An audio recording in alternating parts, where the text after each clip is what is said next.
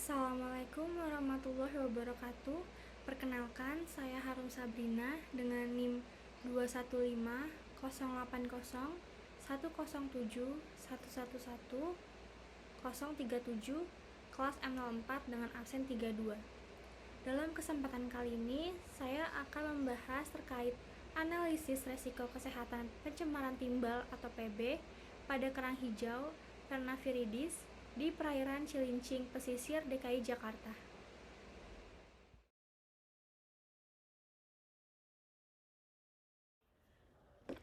Pencemaran merupakan salah satu isu yang hingga saat ini disoroti oleh para penggiat lingkungan, di mana pencemaran merupakan kejadian yang bukan hanya melibatkan ekosistem hewan dan tumbuhan di lingkungannya, melainkan juga manusia yang menjadi salah satu komponen dalam ekosistem.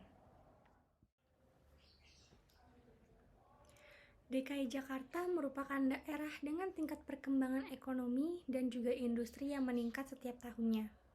Terdapat kawasan yang bernama Cilincing yang merupakan salah satu kawasan dengan aktivitas industri yang cukup tinggi, di mana terdapat kawasan industri terpadu yang dinamakan dengan kawasan Berikat Nusantara. Dari sektor tingkat perekonomian, kawasan Cilincing ini merupakan kawasan dengan tingkat kemiskinan penduduk tertinggi di wilayah DKI Jakarta, di mana masyarakat pesisir di daerah ini umumnya bekerja sebagai nelayan kecil, penjual ikan, dan juga pengupas kerang. Sebagai salah satu daerah muara sungai dan pesisir yang berbatasan dengan Laut Jawa, perairan Cilincing ini dijadikan sebagai salah satu tempat pelelangan ikan atau TPI di DKI Jakarta. Tingginya aktivitas industri dan masyarakat, baik di wilayah pesisir dan di sepanjang wilayah DKI Jakarta, telah memungkinkan terjadinya pencemaran di daerah tersebut. Aktivitas antropogenik akan menghasilkan limbah yang umumnya mengandung logam berat dan masuk ke perairan. Logam berat ini bersifat toksik dan akan terakumulasi dalam sedimen dan biota air melalui proses biokonsentrasi, bioakumulasi, dan juga biomagnifikasi. Logam PB merupakan salah satu logam berat yang banyak digunakan dalam industri seperti baterai, industri percetakan atau tinta, kabel, penyepuhan, pestisida, dan sebagai formulasi penyambung pipa. Sistem rantai makanan menunjukkan bahwa manusia merupakan penumpuk logam berat paling tinggi dalam tubuhnya karena berperan sebagai konsumen tingkat tinggi. Terdapat salah satu biota air, yaitu kerang, yang dimana memiliki potensial terkontaminasi logam berat karena sifatnya filter feeder. Kerang yang dominan ini ditemukan di pesisir DKI Jakarta, yaitu kerang hijau, di mana kerang hijau ini merupakan jenis kerang yang paling sering dijual dan dikonsumsi oleh penduduk sekitar. Selain karena harga kerang ini yang relatif murah, kandungan gizi yang cukup tinggi sehingga masyarakat umumnya memilih kerang sebagai bahan pangan selain ikan. Keberadaan dengan adanya timbal di perairan akan mengkontaminasi ekosistem perairan hingga terakumulasi pada biota air dan juga sedimen. Biota air yang mengandung timbal pada konsentrasi tertentu tentunya dapat membahayakan biota tersebut dan bersifat toksik jika masuk ke tubuh manusia.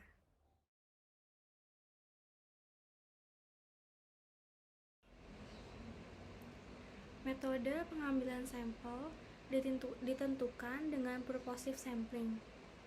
Parameter kualitas air yang diuji dalam penelitian ini ialah total suspended solid atau TSS, konsentrasi PB pada air, konsentrasi sedimen, dan juga konsentrasi kerang hijau.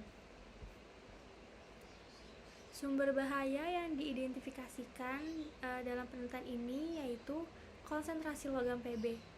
Identifikasi logam PB ini dilakukan dengan mengukur konsentrasinya baik di air, sedimen, maupun di kerang hijau yang terdapat di perairan. Lalu terdapat analisis data. Yang pertama, analisis dosis respon, di mana analisis ini dilakukan untuk mengetahui dosis yang terpapar pada tubuh manusia dan tidak menimbulkan efek kesehatan. Dosis ini disebut sebagai dosis referensi. Dosis referensi untuk efek-efek non-karsinogenik dinyatakan sebagai reference dose atau RFD, Sedangkan efek-efek karsinogenik dinyatakan sebagai cancer slope factor atau CSF. Yang kedua adalah analisis paparan. Pada tahap ini meliputi perakiraan alur paparan kontaminan pada media pencemar dan potensi resiko mencemari populasi. Analisis paparan pada masyarakat yang mengkonsumsi kerang hijau dilakukan dengan menghitung laju asupan kerang hijau dan frekuensi paparan perharinya. Frekuensi paparan diperoleh dengan mengetahui jumlah hari dalam 1 tahun bagi masyarakat yang mengkonsumsi kerang hijau. Lalu yang ketiga, karakterisasi risiko. Karakteristik risiko adalah perkiraan suatu risiko yang merugikan yang dapat terjadi pada manusia yang diakibatkan dari paparan logam berat. Perkiraan tersebut dapat dilakukan melalui estimasi risiko, yaitu kuantifikasi probabilitas terjadinya risiko berdasarkan identifikasi bahaya, analisis efek, dan analisis paparan. Tingkat risiko atau disebut dengan RQ atau risk quotient adalah rasio intake dengan dosis referensi. Nilai RQ menunjukkan tingkat risiko untuk efek-efek non-karsinogenik. Risiko kesehatan dinyatakan ada dan perlu dikendalikan jika RQ lebih dari 1. Paparan yang berkaitan dengan kontaminasi PB dikuantifikasi dengan analisis risiko kesehatan terhadap penduduk yang melakukan aktivitas langsung di perairan tersebut, seperti berenang, mencari ikan. Model yang digunakan adalah model analisis risiko kesehatan SEDI Soil yang dikembangkan oleh National Institute of Public Health and Environmental Protection, yang dimana mencakup 5 jalur pemaparan, yaitu sedimen, air permukaan, material tersuspensi, kontak kulit dengan air permukaan, dan yang terakhir kontak kulit dengan sedimen, di mana terdapat persamaan yang menggunakan. Lalu selanjutnya ada manajemen risiko. Manajemen risiko ini akan dilakukan apabila tingkat risiko atau RQ lebih dari 1. Caranya yaitu dengan mengurangi laju asupan dan frekuensi pajanan secara matematik sehingga menjadi rumus yang terlampir.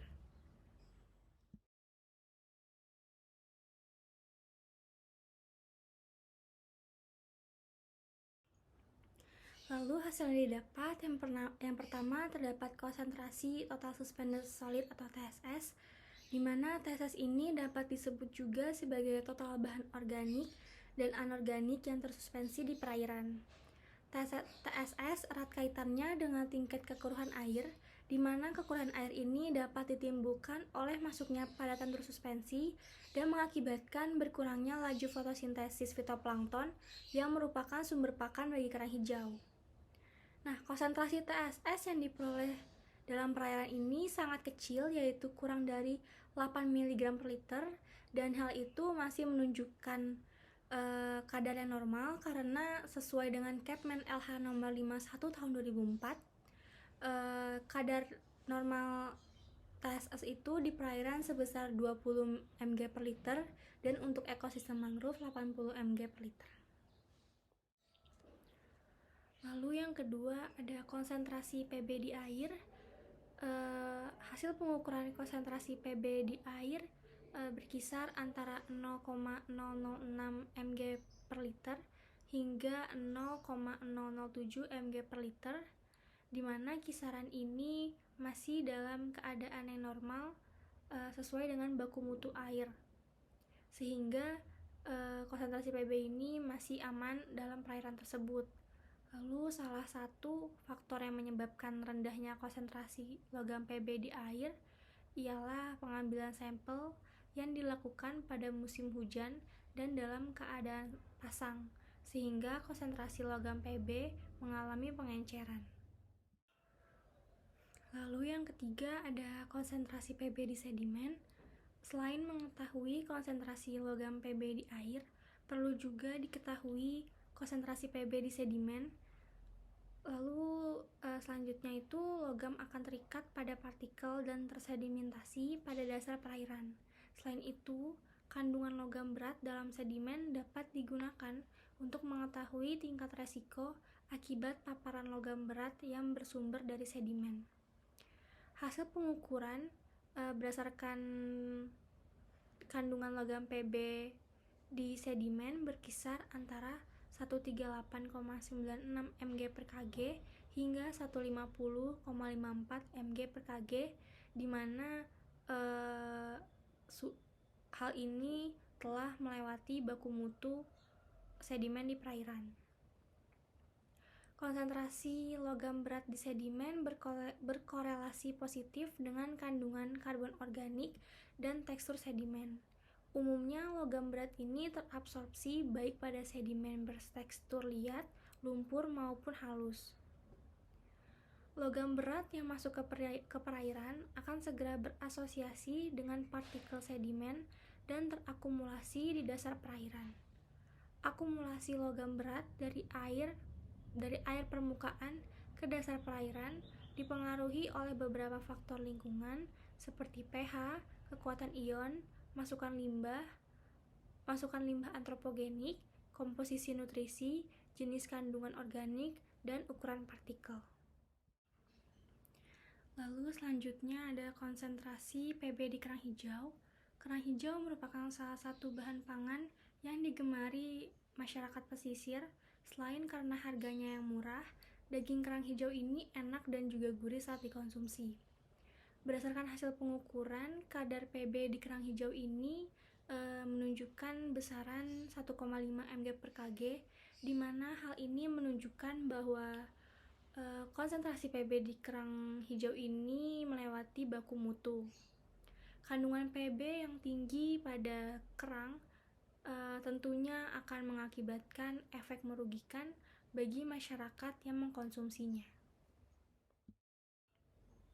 Selanjutnya ada tingkat resiko akibat aktivitas langsung.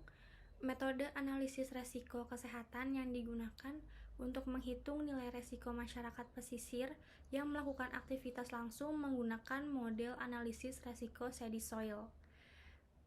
Aktivitas yang umumnya dilakukan secara langsung di perairan Cilincing ini antara lain memancing, berenang, dan juga memperbaiki kapal.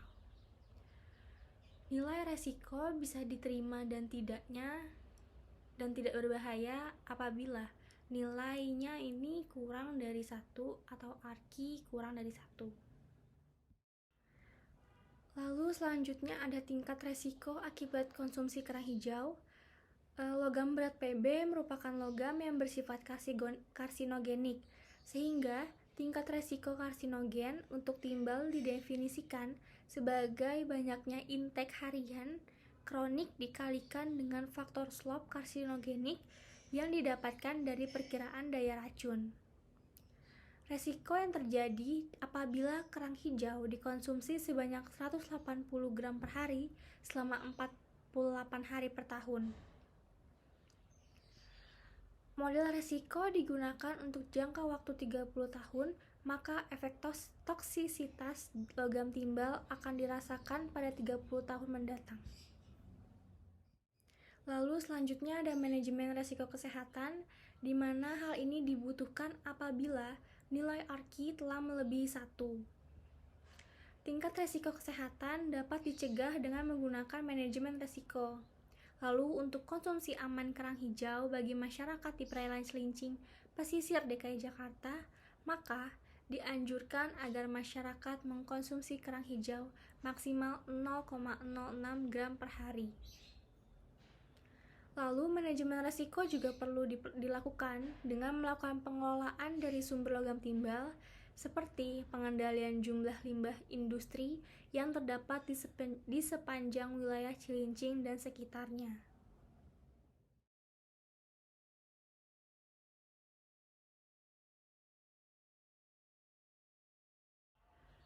Selanjutnya, kesimpulan berdasarkan hasil pembahasan yang telah saya sampaikan bahwa masyarakat pesisir Cilincing ini berisiko kesehatannya akibat pencemaran timbal yang telah melebihi baku mutu. Manajemen risiko dapat dilakukan dengan cara mengurangi pengkonsumsian kerang hijau dan juga diperlukannya pengendalian dan juga pengawasan menyeluruh dari pemerintah. Dan berikut adalah daftar pustaka yang saya gunakan.